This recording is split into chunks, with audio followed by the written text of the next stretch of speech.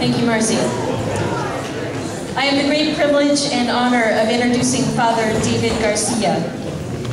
Father David Garcia is the Senior Advisor for Clergy Outreach and the National Staff for Catholic Relief Services since 2008. And he serves as the Archdiocesan Consultor to the Archbishop and the Archbishop's appointed Presbyteral Council member. Father Garcia holds 2 master's degrees from the Notre Dame University in Theology and Administration. He has served on the Priestly Life and Ministry Committee, also the Advisory Committee for the National Pastoral Life Center, and he's on several boards, one of which is the National Diocesan Fiscal Managers Conference, the Benedictine Resource Center, Assumption Seminary, the Samaritan Counseling Center, and on several advisory boards for Catholic, the San Antonio Light and the San Antonio Express News. Father Garcia has been honored with numerous citations and awards, some of which I'm going to list here. The 2005 Greater San Antonio Community of Churches Distinguished Leadership Award, the 2004 Catholic Charities Leadership of Faith and Service Award, and the 2004 National Association of Hispanic Priests Wayne Pastor Award. So please join me in giving a warm welcome to Father David Garcia.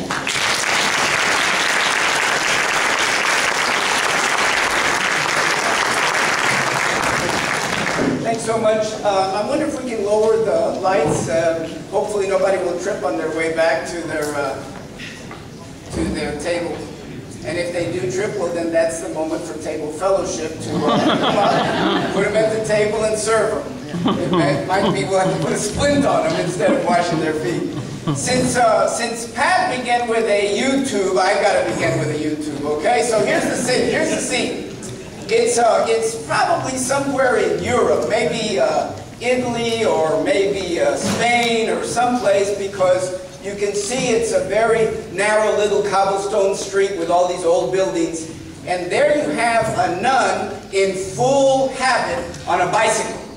And she is pedaling as fast as she can through the streets. And you can see that her long, outfit is kind of, the habit is flowing behind her, and she's pedaling and pedaling. You know she wants to get somewhere real fast.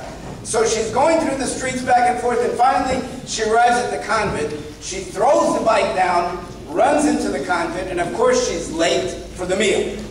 Okay, and so this is a fairly traditional convent, and they take their meals in silence. And so you have this long, long, long table with all the nuns at the meal, and of course there's one spot empty for her. And there's Mother Superior over at the end, kind of looking, not quite happy that this nun, arrived late for the meal. So Sister quickly gets in her place, and she starts on her meal and realizes that she needs the salt and pepper, but she can't talk. And it's on the other side of the table. So she pulls out her cell phone and texts the nun on that side. Pass me the salt. So the nun gets of course it's on vibrate so that it doesn't sound loud, so the other nun gets it, oh, she needs the salt, so she passes it over there. And so Sister grabs it and starts shaking, and she realizes that's not the salt, that's the pepper.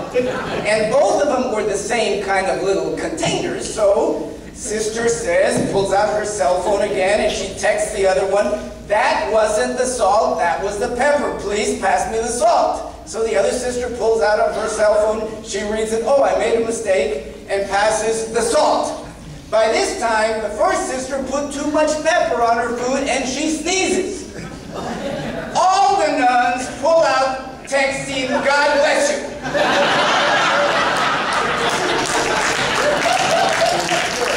Now, that's, we are now into the high-tech world, but that's also a moment of solidarity, you see.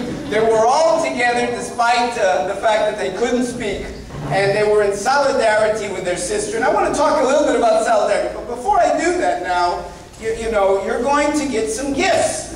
Now, how many speakers actually give gifts to you guys, So I have a door prize or two to give to you. And what we have today is some fair trade coffee. I don't know how much you know about fair trade coffee, but I'd like to give this first a pound of, I don't even know if it's a pound. Is it a pound? Maybe not. But it doesn't feel like a pound. But anyway, this is fair trade coffee. This is coffee that comes from another part of the world where people grow it, harvest it, and package it, send it over to us, and they are treated fairly. They get a fair wage for their work. If you go to the regular grocery store and you buy a pound of coffee and you pay $5 for it, you do not know, you have no idea what that person over there who planted it got for that $5. They might have got 25 cents, they might have got 50 cents, you don't know. With fair trade, you know that they were treated justly according to their area where they could have a decent home, raise their families, and they must preserve the environment, and so they live with dignity. So when you buy fair trade, you are directly helping people in another part of the world. That is solidarity. Who drove the farthest to be here today? Who drove the farthest to be here today? Drove? Yeah, well, drove, or did somebody? Well, aside from us that flew, I flew the farthest, I think. A lot of us fly. Oh, really? Okay, well, let's say who came the farthest to be with us today? Carlos, where are you? Carlos. Father Carlos, where are you from? Colombia.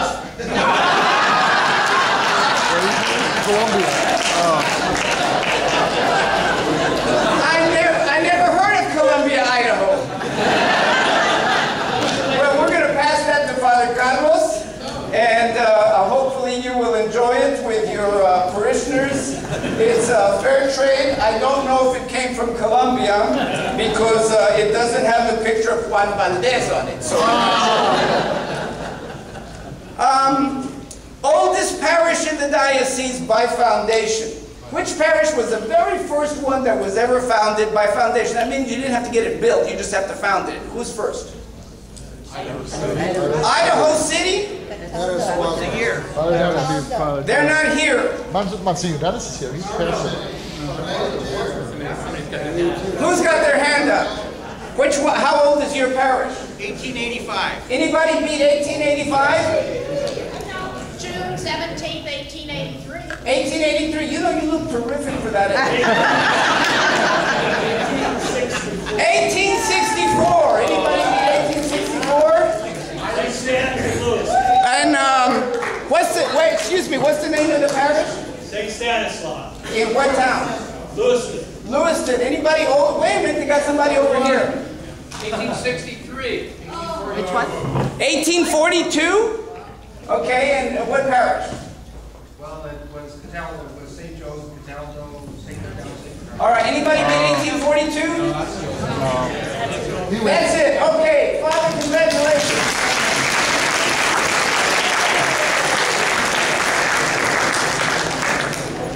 Great. Well, this is for me a very wonderful moment to be able to be with all of you all, to just share a little bit about trying to reflect a little bit on what Pat said, which was fabulous. He did it with not a single note in front of him. I'm so darn jealous. I generally at least have to have these pretty pictures in front of me to remind me what I want to say. So what I'd like to do is try to be a little bit practical, trying to take some of this wonderful ideas of table fellowship, radical table fellowship that Pat was talking about, and try to bring them to the parish level. Now, a lot of you all are already, and I was reading all the material, are doing fabulous things already in your parish. So really, what I'm here about is not necessarily to give you lots of new ideas, but maybe a little bit new inspiration, maybe a little bit of a wrinkle on what you're doing, and maybe just encourage you to keep at it. And what I'd like to do is just simply entitle this From Welcome to Mission, because that's basically what we're doing. We want to take people from the initial welcome to our parish. We want to get them to feel that welcome. We want to get them to feel a part of it. And we want them to move it through the process of all the ideas of ownership and membership, and feeling like I am part of this, and feeling like I need to serve, and I need to get involved, and I need to invest, and I need to own, to finally, I need to go out and tell everybody else. Because basically that is, I think, what our role is in terms of the Christian community. We have to take people from the point of welcome, and then finally where they end up, we are so on fire, we're going to get out there and bring more people. We're going to get out there and share the news. We're going to get out there and do those things that we need to do. What I'd like to do is I'd like to take it, what I'm going to do is give a model. And the model I'm going to give is from the Hispanic community. how we take the Hispanic immigrant and all the way from welcome to mission. And for those of you that maybe are in parishes that don't have a lot of Hispanics or haven't had, but I understand at least half the diocese is that way, maybe more, you apply it to whatever, either cultural group, whatever new person, new group, new family, new type of people that might come to your parish. You apply it as best you can, but I think some of these principles are going to be universal. So, let me start with a little story. Hidalgo.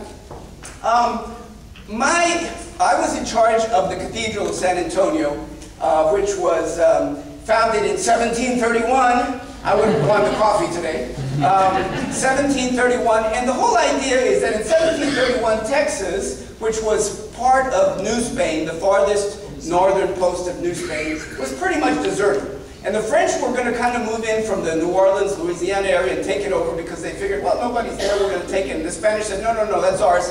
So they had to recruit people to actually start settling it. They figured, if we're going to settle it, we'll keep it. So they went over to Spain and they couldn't find anybody that was going to come. Can you imagine 1731 telling someone, we're going to send you over to Texas? It's like if I asked you today, would you like to go to colonize Mars? You know, that would be the idea. These people, you know, Canary Islands say, oh my God, where in the world is that? It's going to take you a year to get there. You got to get in a boat, go all the way across the ocean. Then you're going to walk from Veracruz, Mexico to Mexico City, and then Mexico City to this place in Texas. You're going to do all that, and that's what you're going to start. Now, can we, you know, encourage you? We'll give you a good deal on a home there, or maybe a little piece of property.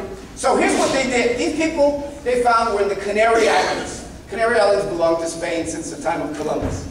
So they told them, okay, if you go, here's what we're going to do. Every family will have land. Of course, these people had nothing, so that really encouraged them. And every family will be, the head of the family will be a person of nobility. We're going to give you a title. It sounded pretty darn good. Land and a title? I mean, we're peasants. We don't got 2 pennies to rub together. So they said, okay, we'll go. So they went, and this was the title that they got. They did get the land, and when they got to what is now San Antonio, they got this title of Hidalgo. So everybody had this title of Hidalgo that got there. What does that mean? Hidalgo. Well, in the Spanish, you have to pull it apart. There's 3 words in there. Hijo de algo. Son of something. We just don't know what. Now the point would be, I think it's better to be a son of something than a son of nothing. Or a son of whatever else they might call you. And for me, the point would be, you are somebody. Because you are now there with us. You are part of this community. You have land. You have a place with us. You belong. You are somebody. You are an hijo de algo. You are an hidalgo. And that is a person of nobility. That is a person that really has a position, a status, a feeling of belonging, a feeling of ownership, a feeling of leadership. And so that's what I think we need to tell our people. In one way or the other, all of you are hidalgos. Because everybody here is somebody. Bienvenidos a su casa, and in the case of Pat, bienvenidos a mi mesa, to my table, because all of you are part. And si tenemos que echar agua, más agua a los frijoles, that's what we're going to do. If we're going to just put a little bit more water to the beans and make sure everybody sits around the table, that's the whole idea. So I just want to start off, and we don't have to, because we don't have a lot of time for this, I just want you to think a little bit about what was the best experience you ever had with people from another culture? And why was that experience good? What did it do for you? What did you learn about in terms of relationships, relating to people of other cultures that today would help you in your ministry? Because as you move from your kind of a safe place, your safety zone, your comfort zone, into someone else's life, which is different from you, who's very, very different, whether it's language, culture, background, history, coming from another part of the country, all of a sudden there's a little bit of a discomfort. But it's in that discomfort that I think a lot of the action of the church happens. A lot of the good things, the good news of the church can happen. So think about that for yourself as we go through this. When Hispanics come to us, especially the immigrants, they come as Catholics. 95% of them will be coming from Latin America. They are already Catholic. But the question is, what is your experience of Catholic and what is their experience of Catholic? And can we expect a person who has a completely different background, language, customs, traditions, and history of what it means to be a Catholic into our idea of language, customs, history, and traditions of what it means to be a Catholic? How do we bridge that? Well, we only bridge that when we learn what is their experience. Well, what is their experience? What does it mean to them to be a member of the Catholic Church? Does it mean that I'm going to give Sunday envelopes? Well, maybe not. That doesn't mean that they will never give Sunday envelopes. That just means that you're at the starting point where maybe that organization, that administration that we Americans are so great at, that might not necessarily be the starting point of the welcome. Well, please sign up right now, get registered, we're going to get your envelopes, we're going to get you to do this, and these are the rules and regulations of the parish. And they're saying, wait, is it what it is to be Catholic? So we have to understand, what are you dealing with, who are you dealing with, what is their experience, and begin at their experience. The relationship begins where people are, so that ultimately we can move them into becoming full members of the parish. And again, I think this applies to just about anybody. So our challenge is to strengthen that Catholic identity. There is a Catholic identity there.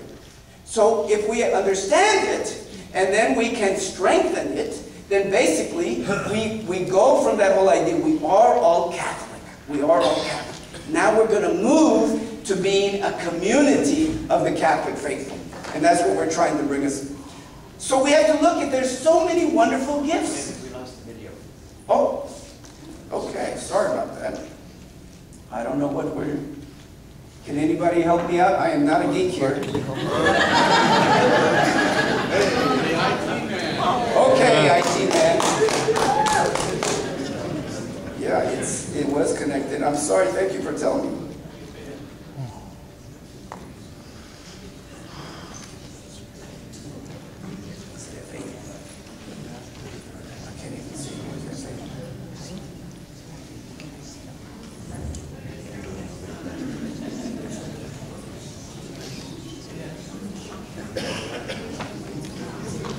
I'm sure there's a YouTube about something like this.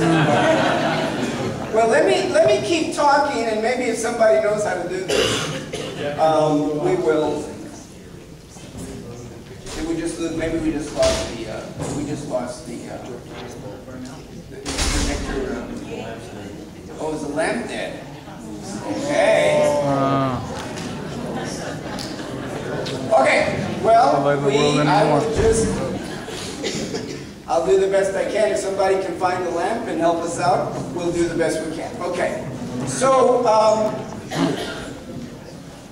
so what I guess I was trying to say was, before I was so rudely interrupted by these machines, is that when you're looking at a new group of people coming into your parish, the question would be not just to look at them as possible members, but to look at their gifts, because we do believe that all of us are gifted. So what are the gifts that this kind of a group might bring to our parish?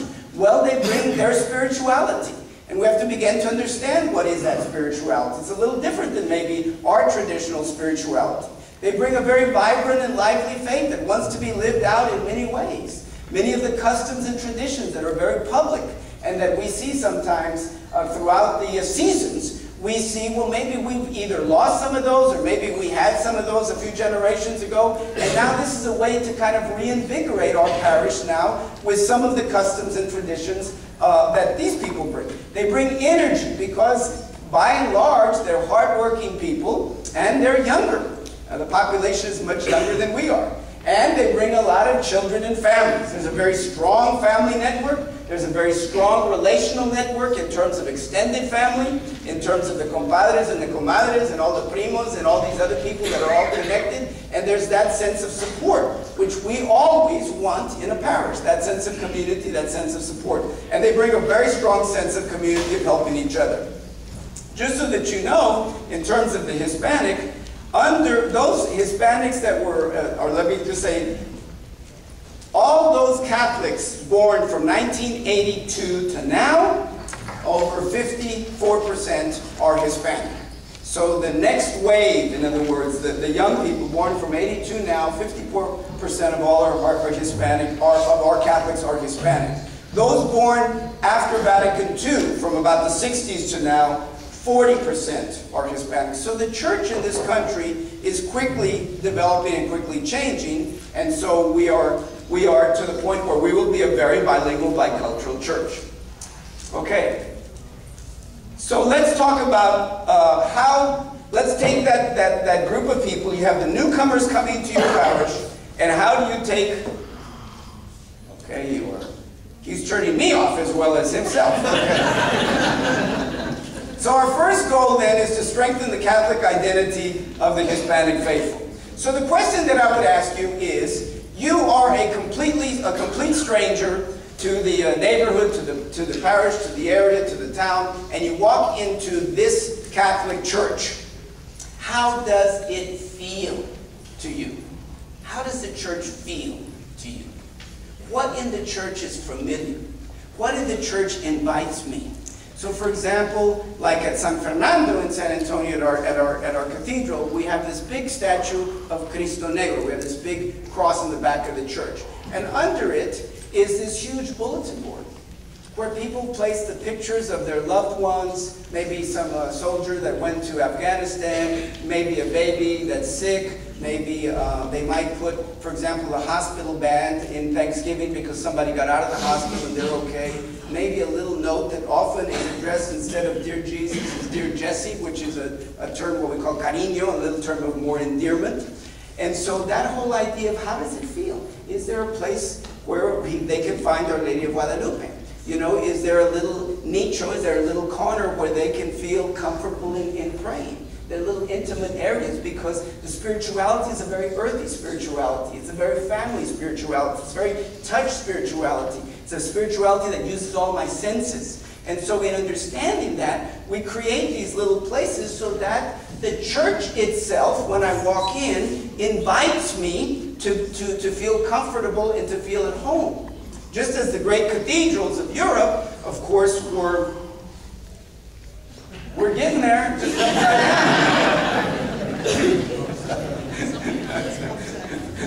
okay. I've talked under difficult circumstances before, so basically, as I was saying, then you have to look at your parish church through different eyes. Walk into the front door of your church and look around. How does it feel? How does it welcome?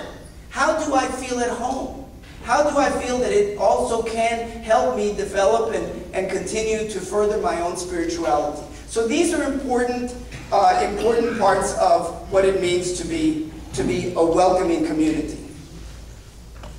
And as I was saying, this is also a part of this whole idea of the spirituality of the Hispanic being a very familial spirituality, a very personal one. For example, all the saints are kind of family. So for example, you may have seen before where someone walks in and they go and they touch the saint. They want to touch the saint. So how many of your statues are touchable?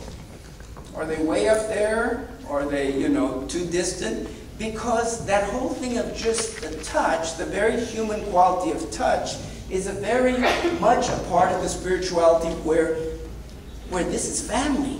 We reach out, we touch each other.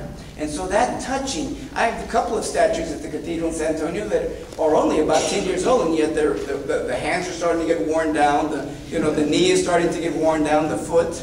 And that, of course, happens, you've seen that at St. Peter's in Rome, where everybody goes and they have to touch the foot of Peter, and even though it's bronze, it's being worn down after centuries and centuries of people touch. That sense of touch, which is very, very human, is transformed into the spirituality of the people. And it helps, even though this doesn't help right now. Okay. All right, so I'm going to keep going. Let me tell you a story about Mario. Mario was an undocumented young person that came over from Mexico, and he arrived in San Antonio, and as many undocumented, had a very, very tough time initially. And in fact, spent a couple of days on a park bench, just sleeping there. That's how it was. But ultimately, he kind of began to find other people from Mexico also who were already settled in San Antonio. He got involved in playing soccer with them. And one day, some of them said, why don't you come down to San Fernando with us, to the cathedral? So they invited him, and slowly they invited him to belong, to be part of the choir, then to be part of the different ministries. And ultimately, then one day he was chosen during the annual Posadas. Do you know the Posadas? Most of you know Posadas, you know, with the reenactment of Joseph and Mary looking for the place to wait the birth of Jesus, that they were going to do this, and so they asked him, you be Joseph. You're going to be Joseph tonight, because they do them all dressed up. And so Mary that night happened to be a young, also Hispanic immigrant, although she had been here with her family legally and was already going to school and had been established. And her name was Lupita. And so Mario and Lupita were Joseph and Mary that night through the Posada program.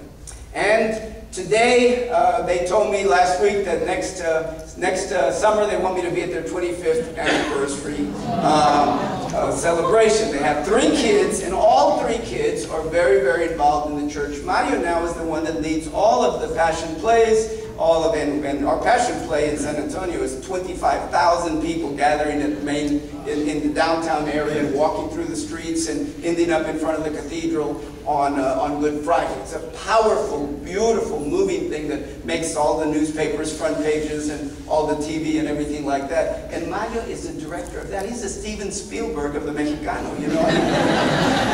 He has a gift for involving people. Now Mario, an undocumented alien who spent time on a park bench, is now someone that's on the front page of the paper who is inviting others to get involved and bringing others through these wonderful customs. He does the Posada, he does the Passion Play, he does the Pastorela, he does Our Lady of Guadalupe, all of those, because the guy has a wonderful knack for being able to not only organize and invite, but inspire and continue these wonderful traditions.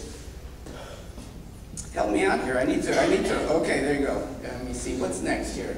Okay, so let's talk then. So that is kind of your goal. That's your goal, to take the Marios of the world and to make them the Steven Spielbergs of the parish.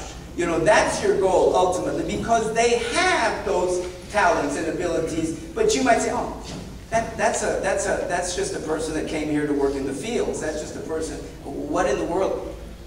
The Lord has given all of us those kinds of gifts, and we can do that.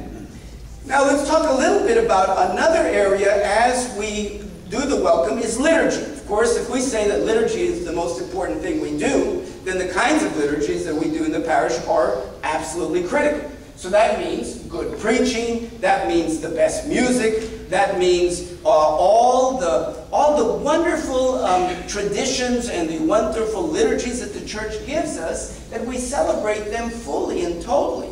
You know, that we're able to incorporate everything the church gives us. For example, all the wonderful Holy Week ceremonies, they are replete with deep drama and wonderful spirituality, and it invites us to, in a sense, live once again the original moment that at the end of Holy Week we can say, I was there. I was there. I saw the risen Lord. Now that's the whole idea of how these wonderful, the liturgies call us to enter into the life of the church. The church gives us beautiful things. Plus, popular religion, and all ethnic groups have popular religion. Popular religion supports that. It gives you also those moments, those special days, where you also do liturgical things that call us into a deeper relationship with the Lord and with one another. So I think all of that is part of having good liturgy. So you really have to begin with good liturgy. We have to begin with good preaching. When you're talking about preaching to a, I'm just looking at how much time we have here. Okay, 10, 20, 11, 20. Okay, so about 10 more minutes. I may have to do a makeover on this one, you know, for the next talk. But anyway, because I'm trying to remember what it is. I'm not as good as Pat and everything's in the head. I usually take off on what I have here. So when we are in the area of preaching, which is so critical, I think it's very, very important when you're preaching to people of different cultures, different backgrounds, that you use their experiences as stories from which you are then going to reflect on the gospel. So whether it's preaching, or whether it's trying to get stories out of Univision or out of the Hispanic papers or something like that, well, then we get those things that are very meaningful to the people. That we... It's not going to work, is it? Okay, all right, fine. So begin with the reality of the people. I always tell people it's a three-step homily. Begin with the reality of people, but know what that reality is. Try to understand what is the experience of the people. Try to understand what they're going through. Try to understand what are the things that happen. Stay up to notices and news from going on from other parts of the world where they come from. So often, if I begin a homily in Spanish, I might say, "El otro día estaba yo viendo las noticias y esto pasó en México." And right away, well, what happened over there? What happened in Guadalajara? What happened? And you begin with the story, and then you use the gospel as a reflection on that story, and then from there you move into the application. Now, what do we learn from the story, from the gospel, and now what do we do with our lives? And I think that's very, very important. And when you're preaching in two languages, those of you that preach in two languages, I am an advocate of bilingual preaching being one language, one homily, two language, two homilies. Not the same homily translated, two homilies. Because so many of our people are bilingual already, and so they're going to have the second one the same as the first. Why? When you change languages, you always have to remember that you're changing cultures. And so the images, the words, the examples, the stories, all of it is going to be different because you're in another culture. You're in another culture. I often give examples of one word in English being completely different in Spanish. It's the same word, educated. What does educated mean in our context? Well, it means somebody probably has degrees, gone to college, reads a lot, etc., etc. What does educado mean in Espanol? Educado is not just book language. Educado is the person that understands how to relate to his elders, how to be in the community, how to participate in society. That's the educated person. How to treat others with respect. That's educated. And when you say someone is mal educado, that means they don't understand how to respect people. They don't understand the wisdom of the elders. They don't understand those. It's not book knowledge. So you see, when you move from one language to another, you take the context, which often is very familial, very communal, and you have to understand that that's what you're doing. So I always say, two languages, two homilies. All right, 7 minutes each, 6 minutes each. See if you can do that. I know it's going to be a challenge for some of us that preach. But I think people appreciate it, by the way, if it's only a 7-minute homily. A couple of people clapping here, okay. And then we take, when newcomers come, we also try to understand what are the special moments in their lives. For example, in the Hispanic community, when a birth of a baby comes, you have a presentación.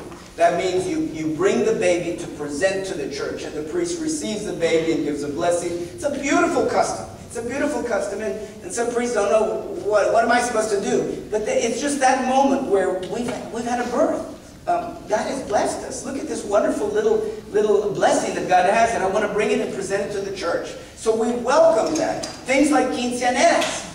15 años, 15th birthday. Some of us understand that, some of us don't. And people criticize it because they say, well, you know, they spend a lot of money, they dress up in all these outfits, she looks like a bride, but she's not a bride, and they get a bunch of other people, and they go have a big party, they spend too much money, and they can't afford it. Who are you to say that? So, to me, the important thing is, what is the core of that custom? It is the blessing of a young girl who's beginning to look at adulthood in the Christian community. All it is a blessing. We don't have to make it a sacramental process. You got to be in religious education for 5 years before I give you the quinceañera blessing. Somebody walks out of Mass, at the end of Mass, and they say, Father, can I have a blessing? Do you ask them for their baptismal certificate? Give them the blessing. It's all part of welcome. You're important. You're somebody. I want you here. We want you here. You understand how all of this works when you get deeper and deeper into all of these things. And then to understand that for many Hispanics, the tradition of what we call religión casera, which is the home religion. And the fact that the home religion is presided over most of the time by the woman. The woman is the presider at the home religion. And that they gather, they have the little sacred place, they have the little altar, they gather to pray, the woman leads them in prayer. It's a beautiful thing. They do it sometimes when people die. They do what they call the novenario, which is 9 days after. They're praying there. You do it for Posada, you do it in many. What a wonderful thing. Don't we ask people to pray at home? Isn't that wonderful to be able to? And then if you go there, don't you dare take over the leadership. It's theirs. It's theirs. I go to these kind of things and I sit in the corner and they say, Padre, no quieres decir una oración? Nope, it's yours. And I'll be happy to be part of it. But that's the whole idea, that you are respecting that. Popular religion, I can't say enough about it. Pope Benedict XVI last year, he said to the seminarians, always retain an appreciation for popular piety as, quote, one of the church's great treasures. One of the church's great treasures is popular religion. But if you don't understand it, then it's hard to be able to incorporate it in your parish ministry. And it's a family affair. I mean, for example, the Passion Play in San Fernando, San Antonio, I bet you we have 100 people that are the actors of the Passion Play. Not a single one of them ever teach any training in acting. Not a single one. This is their faith. This is the faith without the words. That's what it is. And it's beautiful because they organize it in themselves, and then they dress up their little kids in the same outfits as people from Jerusalem back then, and they carry the little kid with them, or the little 7-year-old is walking next to him during the procession with the eyes wide. Why are they doing that to Jesus? What's going on there? And here's where the catechesis, the original catechesis of parents to children, that is happening. Because what you've done is you've opened up a big catechism right in front of them with this fabulous Passion Play or the Posada or whatever, which is based on Scripture, and all of a sudden the little kid with wide eyes will say, what about this and what about this? And this is your moment of catechesis. It's the most beautiful catechism you've ever been able to have. And there you carry them along and they understand. And the kids the kids that are watching from the side. We had one time, it was so beautiful, that Jesus fell down one time, and this is all in the middle of the street, downtown San Antonio, and one little boy comes running up, puts his arm around Jesus, and gives him a big hug, and a big kiss. I was crying at that moment, and I mean, I know how the story ends. I mean, I was crying. It was wonderful. Another time, I heard a little kid say, Mommy, call the police, look what they're doing to Jesus. But do you see how it's a wonderful moment in which the children can begin to understand what this is all about because it's on display in front of them, and they have actually walked into the Scripture. They've walked it. They're reliving the original moment, just like what I was talking about in terms of Holy Week. So what you're doing is you're creating sacred space in areas that predominantly were secular space. You know, a couple of hours before the Passion Play, people were honking their horns and driving through and yelling and screaming at each other and walking around and going to business and everything like that. And all of a sudden, a few hours later, it's sacred space. There's something going on here that's different. There's something going on here that's profound, that's moving. We've all now entered into something else. This is very, very powerful. And so this is what we do when we do some of these wonderful, wonderful popular religion traditions. And don't eliminate drama and dance inside the church. You know, we have matachines, little kids that dance. The Indians danced in front of John Paul II when he canonized Juan Diego. The Native Americans had never been invited inside the basilica. They were always outside dancing in the plazas, but inside they were invited when he was there, and it was a wonderful, wonderful moment. I know I'm not going to have enough time to finish this, and maybe I'll have to finish it on the next time, because I'm just looking that we have table sharing in a couple of minutes. But let me try to say the next phase is that as you welcome, as they begin to feel comfortable, then the next moment is, how do we create relationships? between those of us who are the leaders of the parish, priests, deacons, lay leaders, and the parishioners among themselves. So, for example, somebody talked about what happens after Sunday Mass. You know, that gathering after Sunday Mass is what's so important. Gathering spaces are very important in any parish. Why do you think that in the great cathedrals of Europe and the great cathedrals of Latin America, there's always gathering space in front of them? They're put on the plazas for a purpose, because the plaza is the great gathering space of the community, and people, in a sense, it's the great secular space, and you have the sacred space inside the church, so that the church kind of, releases its people to now be part of the relationships of the community and to see what else they can do as they come out of Mass. And so gathering space, this is a wonderful space here in this parish. They can come out of church and they come right here. And so I just got, not too long ago, I got to a Badajoz parish, and they had a situation where their little hall, it was like, there was a church, there was a street, there was a parking lot, the hall was wherever there, it was a crunchy little hall, and who's going to want to go there after Sunday Mass? Because you have to cross this busy street, walk past your car, which is a real, temptation. I'm going to get in my car and go have tacos somewhere else, So what we did was, there was a rectory, 2-story rectory, immediately next door to the church with a little carport in between. And then there was a regular home that people had donated to the parish years ago. And in that regular home, they had the parish offices. In the 2-story rectory, prior to me getting there, was 1 priest, 5 bedrooms, 3 offices, a huge living room, dining room with a big kitchen. What's wrong with this picture? We traded. Okay? So Padrecito's going to go to the regular house, which is built as a regular house anyway, so let him have that one. And we get the 2-story one. Now the bedrooms upstairs are meeting rooms, the downstairs are offices, and the carport, living room, dining room, which has a doorway through it, next to the kitchen, becomes an indoor-outdoor cafe. And it's steps from the front door of the church.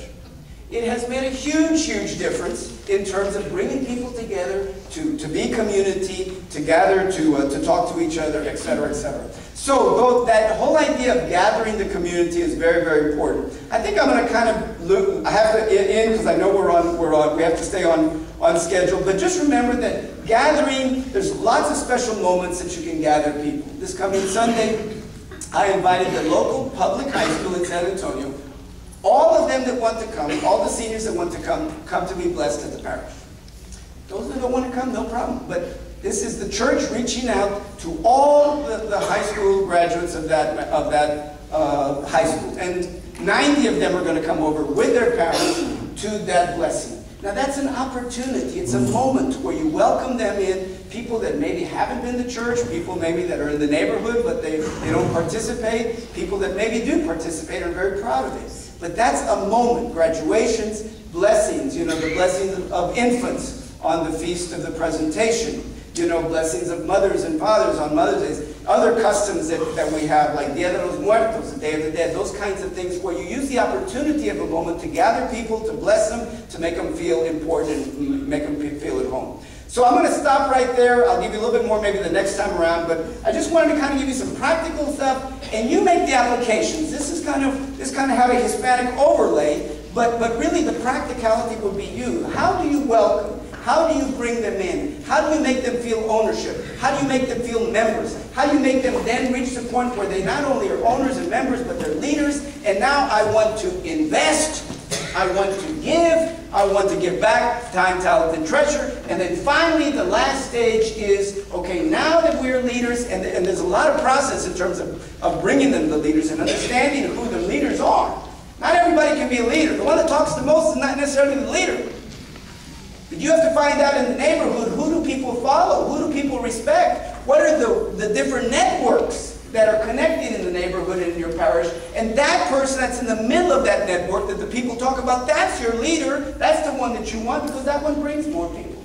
That's the natural leader. That's the one that you can then make into the leader in the parish. Those are the kinds of things that I think make a difference. And then finally, the last thing is, okay, now they have to go out and bring others. They have to go out and in some way pass the word. They have to go out to all the little gathering spaces in the parish and in the neighborhood, whether it's the little grocery stores or the other little places of business, or maybe it's the schools, or maybe it's the other place where people gather and bring others. They have to bring their neighbors. They have to come out and go into mission. Because ultimately, from welcome to mission is what Jesus ultimately did. When he said to them, come follow me, that was the welcome. And then when he said, go out to all the nations and I will be with you until the end of time. That's the mission, and that's what we are all about. The entire church is missionary. Ultimately, that's our final goal. The entire church is always in mission. Thank you.